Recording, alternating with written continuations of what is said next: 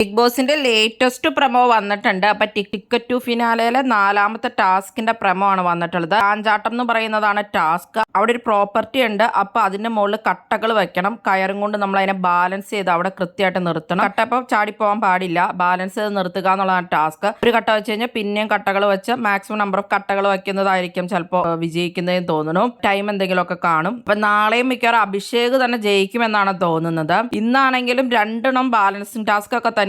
നാളെയും ഈ balancing task തന്നെയാണ്. എന്താണോ വേറെ ടാസ്കുകളൊക്കെ കൊടുക്കാത്തതെന്ന് അറിയില്ല. കൂടുതലും ബാലൻസിങ് ടാസ്ക് ആണ് കൊടുക്കുന്നത്. അഭിഷേക് അപ്പം നല്ല ലീഡിലാണ് പോയിക്കൊണ്ടിരിക്കുന്നത്. 8 പോയിന്റ്സ് ഓൾറെഡി ഇപ്പൊ അഭിഷേകിനുണ്ട്. സെക്കൻഡ് പൊസിഷനിൽ ഇപ്പോൾ ഉള്ളത് സായി ആണ്. സായിക്ക് ഇപ്പൊ ടോട്ടൽ 5 പോയിന്റ്സ് കിട്ടിയിട്ടുണ്ട്.